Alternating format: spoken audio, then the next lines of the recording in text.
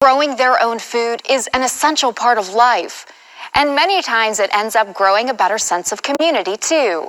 I had a chance to talk with leaders of an urban gardening program in the Richmond area about the possibilities.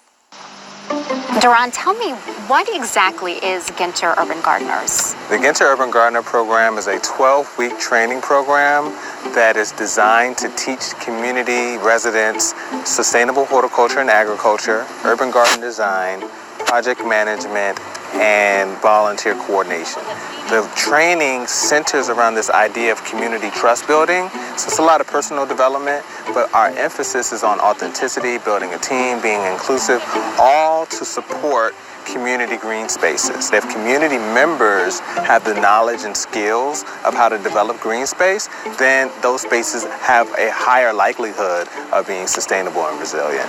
Alexandra, how did Trinity Family Life Center get involved with this? We're a social enterprise model here, which means that 85% of the money that we raise as a nonprofit, we raise ourselves, and then the other 15% we get from government contracts and grants. And so we have a child development center, so we also have a restaurant, we have a fitness center, health and wellness programs. We work in Richmond City Public Schools, working with young boys in 6th through 8th grade doing a rites of passage programs.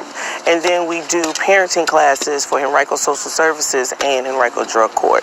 So all of our participants will have an opportunity and be trained to build their own garden plots. And we want to make sure that we're teaching people how to fish. So then not only will they have their plot here, but they'll be able to do things in their community at home, teach children, and kind of have a generational information sharing. You just mentioned that you can give a man a fish or you can teach him to fish. So this is what you are doing here with this project. Yes. Ultimately, we're going to have a pergola out here, grill, a smoker, a fire pit. We'll have a stage area to have community events, a rain garden.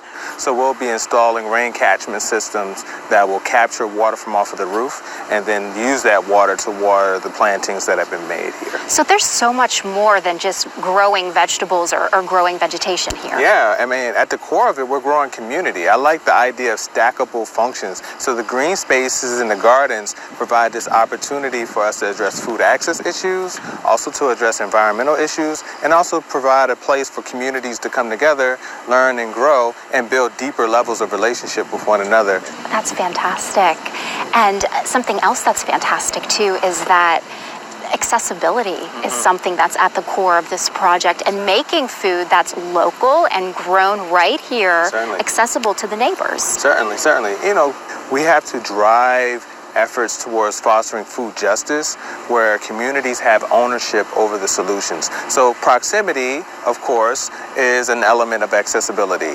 Awareness is another element of access. But I think the idea of it being fresh, organic, grown right here by people in the community is the ultimate test of the accessibility of it. And so that's why it's so important that social enterprise efforts are integrated into food justice programming so that folks can learn about the monetization of local food and how they can insert themselves into a food systems conversation, not just the production of food, but also the processing, turning some of the things that have been grown into value-added products. It's something bigger and grander than I even envisioned years ago. So I'm extremely grateful and honored to have him, but also to have participated in the Ginter Urban Gardeners program. Do you have any final words? I hope to see more people get involved in their community.